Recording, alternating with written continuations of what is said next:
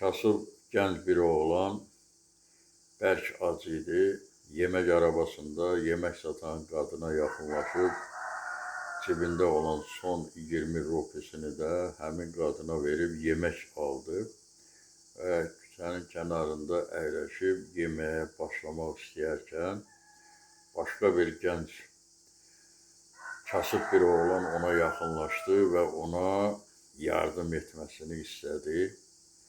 Oğlan şalvarının ciblərini çevirdi, bombulu boş olduğunu göstərdi və buna tam inanması üçün deməli köynəyinin cibini də oğlana göstərdi ki, bəs cibimdə heç nə yoxdur da, pulum yoxdur.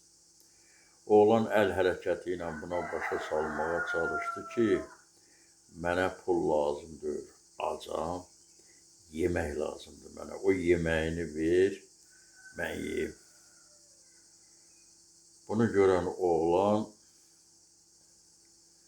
öz yeməyini həmin o gəncə verdi və gənc böyük sevinclə oturub o yeməyi yeməyə başladı. Özü isə oradan uzaqlaşmağa istəyəndə bunu görən yemək satan qadın onun arxasınca qaçıb ona səsləndi ki, oğlum, hara gedirsən? Acsan, gəl əvvəl qarnını doyuzdur, sonra çıxıb gedərsən. Dedi, xala, mənim pulum yoxdur. Son 20 rupi pulum var idi, onu da yemək verib aldım.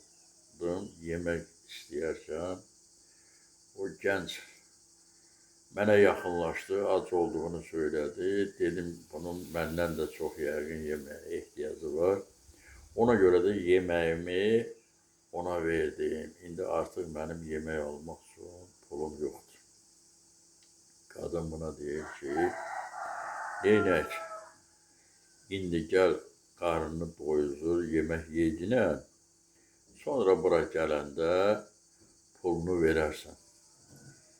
Deyir, xala, mən bilmirəm bura bir də nə vaxt gələcəm. Mənim şalvarımın cibində nə vaxt pul olacaq, bu mənə məlum deyil. Ona görə sizi naümid etmək istəmirəm. Bunu görən arvad deyir, burada gözlə, tez özü qaçıb arabasının yanına gəlir, orada bir tabaq yemək düzəldib, gətirib oğlana verir ki, sən ac qalma günə, al bunu yeginə. Deyir, xala, həqiqətən mənim pulum yoxdur, ona görə bunu yeyə bilmərəm, sizə vermək üçün pulum yoxdur. Deyir, yox, mən bunu sənə sədəqə vermirəm. Bunu sənə insanlığına görə verirəm. Bir insan ki, öz aclığını başqasının aclığından aşağı tuta, öz yeməyini, öz ac olduğu halda başqasına verə, deməli, bu insanlığın misli yoxdur.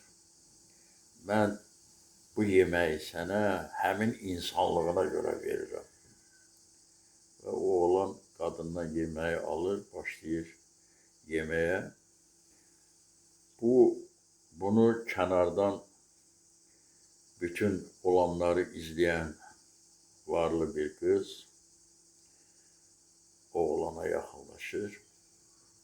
Oğlana deyir ki, sən sürücülüyü bacarırsan, deyir, neyinə lazımdır? Deyir, mənə bir sürücü lazımdır. Ayda 30.000 rupi verəcəm. Mən baxıb gördüm, bütün olanları izlədim. Gördüm ki, səndən başqa mən elə bir dürüst insan tapa bilmərəm.